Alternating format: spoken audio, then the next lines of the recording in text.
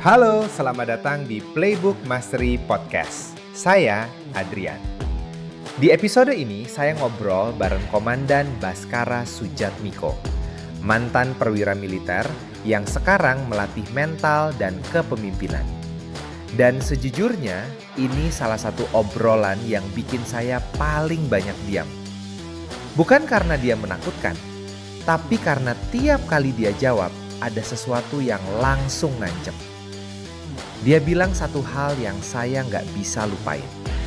Bahwa rasa jijik terhadap diri sendiri itu bisa jadi titik balik paling jujur dalam hidup seseorang. Lebih jujur dari motivasi manapun. Kalau kamu lagi ngerasa stuck, bukan karena nggak tahu harus ngapain, tapi karena kamu tahu tapi pura-pura nggak tahu, episode ini mungkin pas banget buat kamu. Let's go!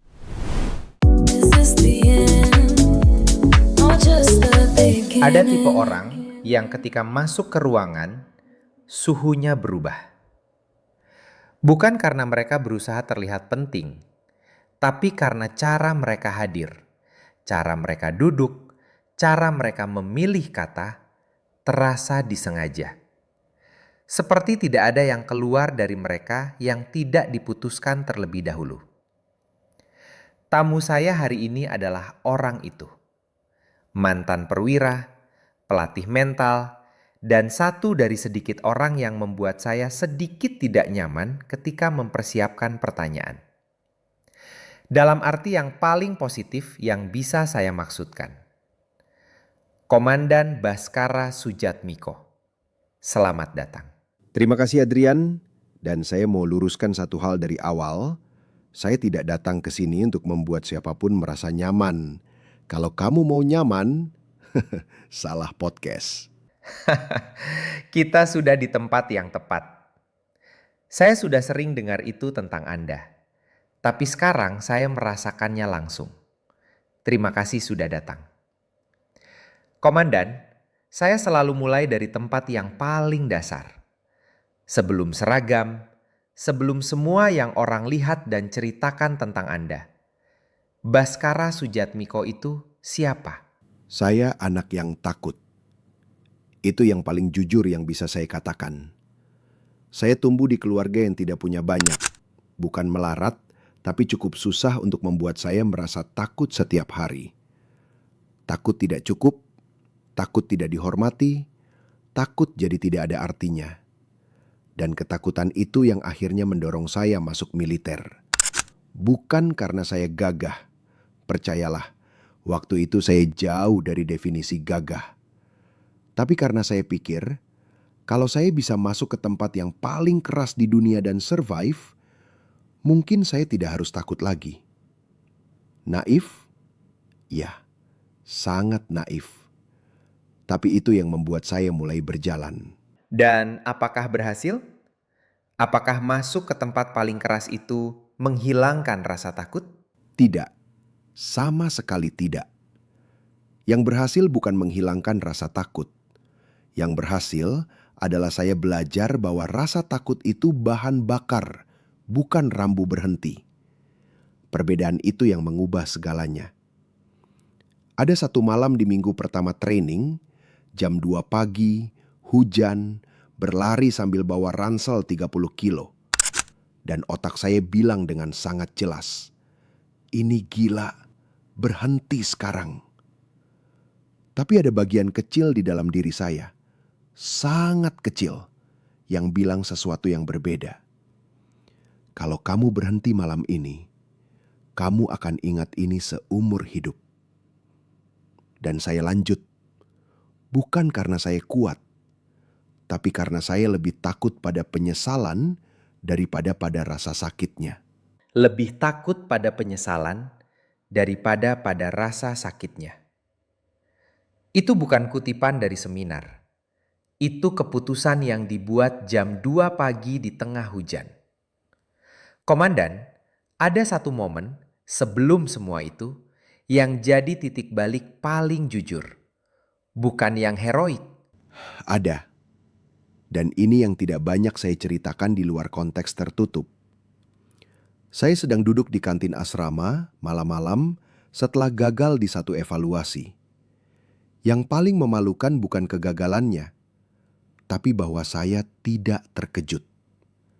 Saya sudah tahu saya tidak cukup siap. Saya sudah tahu saya mengambil jalan pintas. Tapi saya diam. Saya biarkan. Di momen itulah saya membuat satu keputusan. Saya tidak mau lagi menjadi orang yang tahu, tapi pura-pura tidak tahu.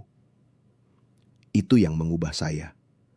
Bukan motivasi, bukan ceramah inspiratif di pagi hari.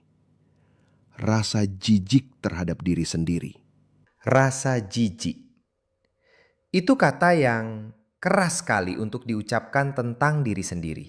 Memang keras, tapi saya selalu lebih suka kata yang keras dan akurat daripada kata yang lembut dan tidak jujur. Anda menyebut soal tahu, tapi pura-pura tidak tahu. Saya penasaran, sekarang setelah semua tahun ini, bagaimana Anda menjaga supaya jebakan itu tidak datang lagi? Saya punya ritual pagi. Dan saya harus peringatkan dulu, ini bukan ritual yang menyenangkan. Ini bukan meditasi sambil minum teh hijau dengan musik ambient. Ini yang paling tidak saya sukai setiap hari. Tapi yang paling saya butuhkan. Saya sudah penasaran sekarang. Setiap pagi, sebelum apapun, sebelum kopi, sebelum telepon, ada satu pertanyaan yang saya paksa diri saya jawab dengan jujur. Kemarin, di mana saya bohong ke diri sendiri? Bukan kesalahan besar, bukan kegagalan epik, kebohongan kecil yang mudah dilewatkan. Saya capek, jadi saya skip satu sesi. Saya terlalu sibuk, jadi saya tidak menelpon orang yang saya janji hubungi. Saya masih oke, tidak perlu minta bantuan. Kebohongan kecil itu yang menumpuk dan pada akhirnya membentuk karakter. Dan kalau kamu tidak mau melihat itu, kalau kamu selalu punya alasan yang kedengarannya masuk akal, kamu tidak sedang membangun diri. Kamu sedang membangun ilusi tentang diri. Saya mau tanya sesuatu yang sangat manusiawi. Setelah sekian tahun melakukan ini, apakah menjadi lebih mudah? Atau tetap sama tidak nyamannya setiap pagi? Kalau saya bilang lebih mudah, berarti saya sedang melakukan kebohongan di depan Anda secara langsung. Tidak, tidak lebih mudah. Yang berubah adalah saya tidak lagi kaget dengan ketidaknyamanannya. Saya sudah menerima bahwa ritual ini memang seharusnya tidak nyaman. Kalau suatu hari mulai terasa nyaman, itu tandanya saya sudah mulai tidak jujur. Dan apa yang paling sering muncul? Kebohongan mana yang paling sering harus Anda hadapi? Bahwa saya sudah cukup keras bekerja. Itu yang paling sering muncul. Dan yang paling licin karena selalu ada cukup bukti nyata untuk mendukung narasi itu. Saya bisa tunjukkan 10 hal yang saya kerjakan hari ini. Tapi apakah saya bekerja pada hal yang paling penting? Atau saya menyibukkan diri pada hal yang lebih mudah supaya terasa produktif? Itu yang paling susah dilihat karena kamu terlihat sibuk, bahkan kepada dirimu sendiri. Itu menarik sekali. Kesibukan sebagai cara menghindari yang sulit, tapi berpakaian seperti produktivitas. Persis, dan itu yang paling berbahaya karena kamu tidak bisa dituduh malas. Semua orang melihat kamu sibuk, termasuk kamu sendiri. Tapi jauh di dalam, kamu tahu kamu sedang menghindari sesuatu. Ada prinsip yang saya pegang soal ini. Berdiri di depan kebenaran tentang dirimu sendiri itu jauh lebih susah dari berlari maraton. Karena lari maraton punya titik akhir yang jelas, kamu bisa berhenti. Tapi menghadapi diri sendiri itu tidak pernah selesai. Langkah paling konkret dari semua ini untuk seseorang yang baru mau mulai, apa itu? Tulis satu kalimat, satu kebohongan yang selama ini kamu ceritakan ke diri sendiri. Jujur, spesifik, tidak ada konteks yang memperhalus. Dan baca itu setiap pagi selama 30 hari. Dan tolong jangan tanya saya apakah ini akan terasa baik. Tidak akan. Tapi itulah intinya. 30 hari tidak nyaman. Saya akan simpan itu. Dan ada sesuatu yang saya percaya sangat manusiawi tapi jarang diakui. Ketika orang lain meremehkan kita, ada dua respons yang paling umum. Hancur atau marah. Bagaimana Anda merespons itu? Saya memilih untuk mengambilnya. Ada satu atasan, saya tidak akan sebut nama, tapi orang-orang yang ada di sana pada masa itu mungkin langsung tahu siapa yang saya maksud. Yang dengan sangat artistik, sangat konsisten mencoba memastikan bahwa saya merasa tidak layak ada di sana. Sangat artistik. Saya suka cara Anda memilih kata. Saya belajar dari Anda. Tapi ya, di awal berhasil. Saya memang merasa tidak layak. Kemudian ada satu momen, saya tidak bisa bilang ini terjadi bertahap karena tidak. Ini tiba-tiba. Saya sedang duduk setelah satu pertemuan di mana ia lagi-lagi meremehkan saya di depan orang. Dan sesuatu bergeser di dalam diri saya. Saya berpikir dia sedang mengisi tangki saya. Setiap kali dia bilang saya tidak bisa, saya gunakan itu sebagai konfirmasi bahwa saya harus terus. Setiap kali dia meremehkan saya di depan orang, itu menjadi bahan bakar untuk performa berikutnya. Ada prinsip yang saya pegang sampai sekarang. Orang yang meremehkanmu tidak lagi punya kuasa atas kamu. Kalau kamu sudah memutuskan bahwa energi mereka untukmu, bukan melawanmu. Dan performa yang kamu berikan setelahnya, itu yang dimaksud dengan mengambil energi mereka? Betul. Cara paling mematikan untuk menjawab seseorang yang meremehkanmu adalah tampil begitu baik sehingga mereka tidak punya kata-kata lagi. Bukan adu mulut, bukan argumen panjang, adu performa. Dan yang menarik, sesuatu yang tidak saya antisipasi, setelah itu saya berhenti peduli apakah ia mengakui hasilnya atau tidak. Karena pada saat itu saya sudah tidak melakukan itu untuk memenangkan pengakuannya. Saya melakukannya untuk diri saya sendiri. Itu transisi yang menarik. Dari saya lakukan ini untuk membuktikan sesuatu kepada dia, ke saya lakukan ini untuk diri saya sendiri. Kapan persisnya Anda tahu bahwa shift itu sudah terjadi? Ketika saya sadar bahwa saya sudah tidak lagi mengecek apakah dia memperhatikan. Dulu, saya melakukan sesuatu yang baik dan ada bagian kecil yang ingin tahu apakah dia melihat. Ketika bagian kecil itu menghilang, saya tahu shift itu sudah terjadi. Dan dari situ terhubung ke sesuatu yang lebih besar.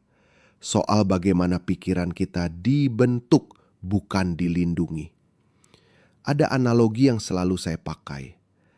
Tangan yang tidak pernah bekerja keras itu lembut. Terkena gesekan sedikit langsung lecet.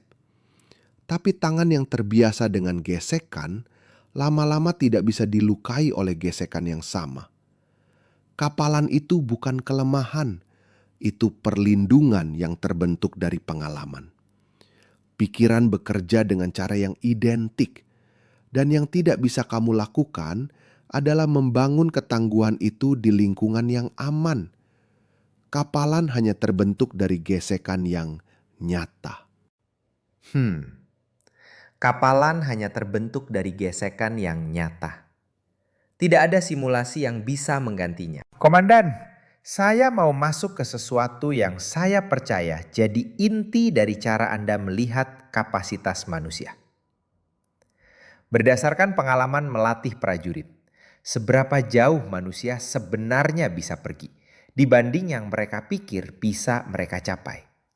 Jauh, sangat jauh. Dan ini bukan klaim motivasional, ini yang saya lihat berulang kali di lapangan. Di latihan level tinggi ada fase yang saya sebut titik krisis. Momen ketika seorang prajurit berlutut, bilang tidak bisa lanjut. Badannya bilang selesai, pikirannya setuju. dia minta berhenti. Apa yang kami lakukan? Kami tidak berhenti. Kami bilang, lanjut 10 langkah, hanya 10. Dan dia lanjut. Lalu 10 lagi. 20 menit kemudian dia masih berlari. Sama persis seperti sebelum titik krisis itu. Wow. Jadi sinyal berhenti itu tidak akurat. Tidak akurat adalah pernyataan yang sangat halus. Mari saya bilang lebih jelas. Sinyal itu bohong. Otak kita adalah mekanisme bertahan hidup yang sangat konservatif. Ia menarik rem jauh sebelum kamu benar-benar di batas kemampuanmu. Saya menyebut ini gubernur, seperti alat pembatas kecepatan di kendaraan. Gubernur di kendaraan dipasang supaya mesin tidak rusak. Gubernur di otak kamu dipasang supaya kamu tidak mati dikejar predator di zaman purba. Tapi kamu tidak lagi hidup di zaman itu. Gubernur yang masih berpikir kita dikejar singa. Dan kita tunduk kepadanya setiap hari di gym. Setiap hari. Di gym, di tempat kerja, di rumah. Dan yang paling tragis, karena sinyal itu tidak terasa seperti kebohongan. Ia terasa seperti kebenaran. Saya sudah capek. Ini sudah cukup. Tidak ada yang bisa dilakukan lagi. Semua itu terasa nyata dan masuk akal. Tapi hampir selalu kamu masih punya 60% yang belum tersentuh. Dan cara melepas gubernur itu? Kamu harus secara sadar berulang kali membuktikan ke otakmu bahwa rasa sakit tidak membunuhmu. Tidak ada cara lain. Otak belajar dari pengalaman, bukan dari keyakinan. Kamu tidak bisa meyakinkan otak bahwa rasa sakit aman. Kamu harus menunjukkan kepadanya berkali-kali bahwa kamu bisa melewatinya. Dan caranya bukan dengan langkah dramatis, bukan harus langsung lari maraton besok, tapi naik 5-10% dari baseline kamu sekarang secara konsisten. Karena setiap kali kamu melewati gubernur itu, bahkan sedikit, kamu sedang melatih ulang otak tentang di mana batas yang sebenarnya. Ada momen di mana Anda sendiri merasakan gubernur itu muncul setelah semua tahun ini dan masih harus melawan. Atau sudah tidak lagi? Adrian, kalau saya bilang sudah tidak lagi, tolong bawa saya ke psikolog. Gubernur itu tidak hilang.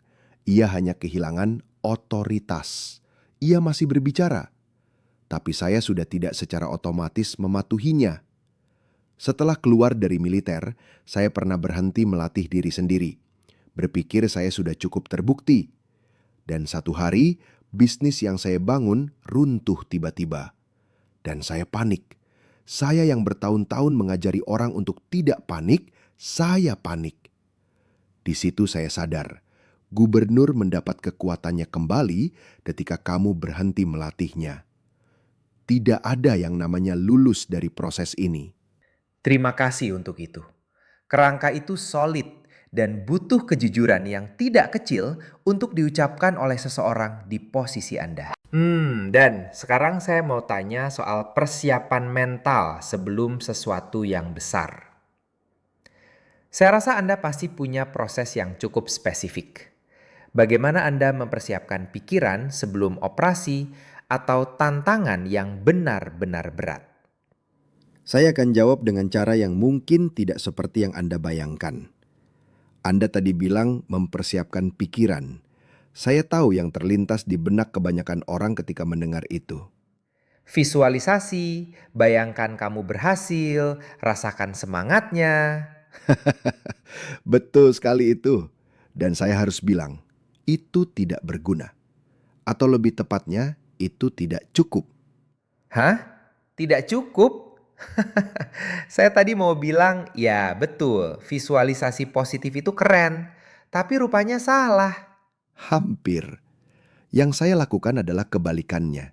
Sebelum hal besar, saya duduk dan saya bayangkan secara spesifik apa yang bisa salah. Bukan untuk menakut-nakuti diri sendiri, tapi untuk mensimulasikan respon saya terhadap momen-momen kritis itu. Di titik mana tim bisa panik? di mana saya sendiri mungkin mulai ragu, di mana keputusan paling sulit harus dibuat. Dan untuk setiap skenario itu, saya sudah punya respons yang sudah diputuskan sebelumnya. Sehingga ketika momen itu tiba secara nyata, saya tidak berpikir dari nol. Saya mengeksekusi keputusan yang sudah ada. Jadi bukan membayangkan menang, tapi membayangkan titik-titik kritis lebih dulu dan melatih respons terhadapnya. Tepat. Otak tidak bisa membedakan antara pengalaman nyata dan yang disimulasikan dengan sangat detail. Jadi kalau kamu sudah mengalami momen kritis itu ratusan kali di dalam kepalamu, ketika ia datang secara nyata, itu bukan pengalaman baru, itu konfirmasi. Tapi ada satu syarat yang tidak bisa dilewatkan. Sebelum ini bisa bekerja, kamu harus tahu mengapa kamu melakukan ini. Apa yang benar-benar mendorongmu. Karena ketika kamu di titik paling gelap, logika tidak cukup. Yang bisa membuat kamu terus adalah sesuatu yang personal dan tidak bisa diambil orang lain. Dan untuk Anda sendiri, apa yang personal dan tidak bisa diambil itu? Saya punya adik yang waktu kecil melihat saya sebagai figur yang akan menjadi sesuatu. Dan saya hampir mengecewakan ekspektasi itu, termasuk ekspektasi saya sendiri terhadap diri saya. Setiap kali saya di titik paling berat, saya kembali ke sana. Bukan untuk membuktikan apapun kepadanya, tapi karena ingatan itu mengingatkan saya tentang siapa saya seharusnya. Wah, kita sudah bicara banyak nih Dan. Cukup untuk membuat kebanyakan orang berhenti dan merasa puas. Apa yang membuat seseorang terus bergerak ketika hasil sudah ada? Ini pertanyaan yang paling penting untuk dijawab dengan jujur. Karena kalau motivasi kamu adalah hasil, trofi, pengakuan, posisi, kamu sedang membangun di atas fondasi yang rapuh. Hasil itu kondisional. Ia hanya ada selama ada sesuatu yang bisa dikejar, selama ada orang yang bisa terkesan. Tapi ketika kamu sedang berlatih jam 3 pagi dan tidak ada yang menonton, ketika prosesnya membosankan dan tidak ada yang kelihatan, siapa kamu di momen itu? Ada prinsip yang saya pegang. Jangan cari motivasi dari luar. Motivasi itu datang dan pergi. Bangun track record dengan dirimu sendiri. Karena ketika tidak ada yang percaya kamu, ketika semua orang bilang kamu tidak bisa, satu-satunya yang bisa membuat kamu terus adalah kamu tahu dari pengalamanmu sendiri bahwa kamu bisa. Dan track record itu bentuknya seperti apa secara konkret? Saya menyebutnya toples. Namanya tidak penting, yang penting isinya. Semua momen ketika saya sudah di titik paling berat dan tetap lanjut. Semua kegagalan yang berhasil saya balik. Semua keputusan sulit yang berhasil saya buat. Itu arsip faktual, bukan motivasi, data. Dan ketika gubernur mulai berbicara di kepala saya buka toples itu. Saya ingatkan diri saya dengan fakta. Kamu pernah melewati yang lebih berat dari ini. Kamu tahu kamu bisa. Saya mau tanya soal bakat sebentar. Sering saya dengar orang berkata, saya tidak berbakat untuk ini. Seolah bakat adalah prasyarat mutlak. Setelah sekian tahun di militer dan melatih orang, apa yang Anda lihat soal hubungan antara bakat dan hasil? Pertanyaan favorit saya untuk dijawab dengan jujur. Dari pengalaman militer, saya melihat banyak orang berbakat yang gugur lebih awal dari orang yang secara fisik sangat biasa. Lebih awal, bukan lebih lambat, lebih awal. Lebih awal. Bukan karena mereka tidak mampu, tapi karena mereka bergantung pada bakat mereka. Mereka tidak pernah melatih apa yang harus dilakukan ketika bakat tidak cukup. Ketika kondisinya mudah, mereka luar biasa. Ketika kondisinya sangat berat dan bakat tidak lagi cukup, mereka tidak punya cadangan. Orang yang tidak berbakat dari awal, dia tahu dari hari pertama bahwa dia harus kerja 2 kali lebih keras. Dia tidak punya ilusi. Dan karena tidak punya ilusi, dia membangun sistem, membangun kebiasaan, membangun ketangguhan yang tidak bergantung pada kondisi. Bakat itu seperti awal yang bagus dalam lomba lari yang sangat panjang. Tapi di kilometer terakhir, siapa yang lebih terlatih, bukan siapa yang mulai lebih cepat yang menentukan. Bakat itu awal yang bagus dalam lomba yang panjang. Saya akan simpan itu dan mungkin kirimkan ke beberapa orang. Kita sudah ngomongin banyak soal proses nih Dan. Membangun, melatih, mendorong batas. Tapi saya penasaran satu hal. Apakah ada titik di mana Anda merasa cukup atau tidak pernah? Ada satu kebiasaan yang saya punya setelah menyelesaikan sesuatu yang besar. Saya beri diri saya 24 jam untuk merasakannya. Benar-benar hadir di momen itu. Setelah 24 jam, saya kembali ke nol. Bukan karena saya tidak bersyukur, tapi karena saya tahu kalau saya terlalu lama berdiri di puncak yang sama, puncak itu akan menjadi comfort zone baru. Dan comfort zone adalah musuh yang paling berbahaya. Karena ia tidak terasa seperti musuh, ia terasa seperti rumah. Saya mau pushback di sini sebentar. Ada yang berargumen bahwa tidak pernah merasa cukup itu tidak sehat secara psikologis. Bisa berujung pada anxiety, kelelahan kronis, ketidakpuasan yang tidak pernah selesai. Bagaimana Anda merespons itu? Mereka tidak salah. Dan itu bukan jawaban yang saya harapkan akan saya berikan, tapi itu yang jujur. Oh, menarik. Lanjut, Kat. Ada yang tidak sehat dari prinsip tidak pernah cukup. Kalau yang kamu kejar adalah pengakuan dari luar. Kalau kamu berlari selamanya mengejar validasi orang lain, penghargaan eksternal, posisi yang lebih tinggi, itu memang tidak pernah selesai. Dan itu melelahkan. Tapi yang saya kejar bukan itu. Saya mengejar batas saya sendiri. Dan setiap kali saya menemukan satu batas baru, itu bukan sumber kecemasan bagi saya. Itu sumber kehidupan. Bedanya tipis, tapi fundamental. Satu arahnya adalah ekspansi. Kamu tumbuh menjadi versi yang lebih penuh dari dirimu. Satu lagi arahnya adalah pelarian. Kamu terus berlari karena tidak mau menghadapi sesuatu. Keduanya terlihat sibuk dari luar, tapi di dalam rasanya sangat berbeda. Ekspansi versus pelarian. Keduanya terlihat sibuk dari luar. Itu kalimat yang butuh waktu untuk dicerna. Dan kita semua kan pernah gagal. Tapi cara orang memperlakukan kegagalan sangat berbeda-beda. Bagaimana Anda memperlakukan kegagalan? Baik yang Anda alami sendiri maupun yang Anda lihat pada orang yang Anda latih. Seperti data. Saya tahu itu terdengar sangat tidak romantis. Tidak ada drama, tidak ada momen katarsis. Hanya data. Saya sedikit kecewa. Saya kira akan ada cerita dramatis soal bangkit dari abu. Ada cerita bangkit dari abu. Tapi prosesnya tetap dimulai dari data. Di militer, setelah setiap operasi atau latihan besar, ada ritual yang kami sebut After Action Report, AAR. Kamu duduk, kamu bedah semua yang terjadi. Apa yang berjalan sesuai rencana, apa yang tidak, mengapa.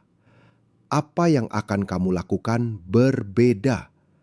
Dan yang paling kritis, ini dilakukan segera, bukan minggu depan. Karena semakin lama kamu menunggu, semakin besar kesempatan untuk merasionalisasi, menyalahkan faktor eksternal, menceritakan versi yang lebih nyaman kepada dirimu sendiri. Jadi kamu tidak pernah sedih saat gagal. Tidak ada momen di mana kamu butuh waktu dulu sebelum menganalisis data. Tentu saja saya sedih. Saya manusia, Adrian. Kegagalan itu sakit. Yang berbeda adalah Saya tidak membiarkan rasa sakit itu menjadi alasan untuk tidak melihat apa yang sebenarnya terjadi. Saya beri diri saya waktu untuk merasakan, tapi waktunya ada batasnya. Setelah itu, kita kerja. Dan kuncinya ada di miap analisisnya. Kalau kamu menganalisis kegagalan untuk mencari siapa yang salah, itu bukan belajar, itu pengadilan. Dan kamu biasanya akan menghukum orang yang tidak tepat. Kalau kamu menganalisis untuk mencari apa yang harus diperbaiki, baru itu berguna. Dan toples yang tadi Anda sebut, itu seperti sisi lain dari koin yang sama? Tepat sekali. AAR memberitahu kamu di mana kamu perlu tumbuh. Tapi toples itu arsip semua momen ketika kamu sudah di batas dan tetap lanjut. Mengingatkan kamu bahwa kamu bisa tumbuh. Karena kamu sudah pernah melewati yang berat sebelumnya. Kamu tidak bisa bohong tentang sejarahmu sendiri kalau kamu memang pernah melakukannya. Itu yang membuat referensi internal itu begitu kuat. Bukan keyakinan, fakta. Komandan, kita sudah membahas banyak hal hari ini. Cara menghadapi diri sendiri, cara membangun kapasitas, cara belajar dari kegagalan. Saya mau tutup dengan sesuatu yang lebih besar. Ketika semua ini berjalan, ketika seseorang sudah membangun semua ini, bagaimana seseorang mengubah hubungannya dengan penderitaan itu sendiri?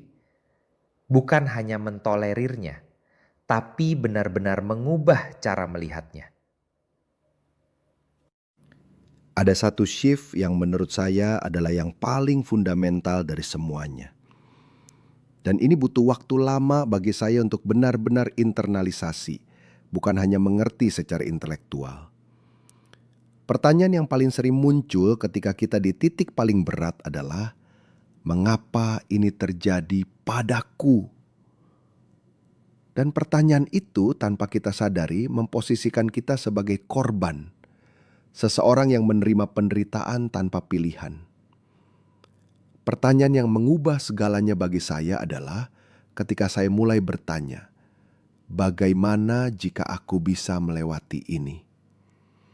Bukan apakah aku bisa, karena itu masih keraguan, tapi bagaimana jika, yang mengasumsikan kemungkinan dan mengundang kreativitas untuk menemukan jalannya. Dan ketika kamu bisa mengajukan pertanyaan itu secara tulus di momen paling gelap, kamu sudah mengubah hubunganmu dengan penderitaan. Penderitaan bukan lagi sesuatu yang terjadi padamu. Ia menjadi sesuatu yang terjadi untukmu. Bagaimana jika sebagai postur, bukan sebagai keraguan? Tapi saya mau tanya satu hal lagi, karena ini yang paling sering menjadi hambatan orang. Ada yang akan bilang, ini terdengar bagus, tapi tidak mudah ketika kamu benar-benar di dalamnya. Bagaimana Anda merespons itu? Mereka benar. Dan itu bukan kelemahan mereka, itu kenyataan. Kamu tidak bisa bertanya bagaimana jika dengan tulus kalau kamu belum pernah melatih diri untuk tidak menyerah di sinyal pertama. Pertanyaan itu adalah buah dari semua yang kita bahas hari ini. Ia tidak muncul begitu saja di tengah badai. Ia muncul karena kamu sudah cukup sering melatih, menghadapi diri sendiri setiap pagi, melewati gubernur, membangun kapalan, menyimpan arsip kemenangan, sehingga di titik paling gelap sekalipun, ada bagian dari kamu yang tahu kamu bisa. Itulah mengapa semuanya harus dimulai dari yang kecil. Bukan dengan langkah dramatis, tapi dengan satu keputusan jujur hari ini. Satu pengakuan yang kamu tidak biarkan lewat begitu saja. Komandan, satu tindakan konkret yang bisa dilakukan seseorang yang mendengar percakapan ini, hari ini, sebelum tidur malam ini. Apa itu? Ambil kertas. Tulis satu kebohongan yang selama ini kamu ceritakan ke diri sendiri. Hanya satu. Jujur, spesifik, tidak ada konteks yang memperhalus. Dan baca itu setiap pagi selama 30 hari. Kalau mau selangkah lebih jauh, Tulis juga satu momen kemarin yang tidak berjalan sesuai standar yang kamu tetapkan untuk dirimu sendiri. Apa yang terjadi? Mengapa? Apa yang akan kamu lakukan berbeda? Tidak perlu dramatis, tidak perlu sempurna. Mulai dari jujur. Dari satu kalimat jujur, segalanya yang lain bisa dimulai. Mantap. Komandan Baskara Sujatmiko. Seseorang yang membuktikan bahwa ketangguhan bukan bakat, tapi pilihan yang dibuat ulang setiap hari. Bahwa batas yang kita percaya nyata hampir tidak pernah nyata.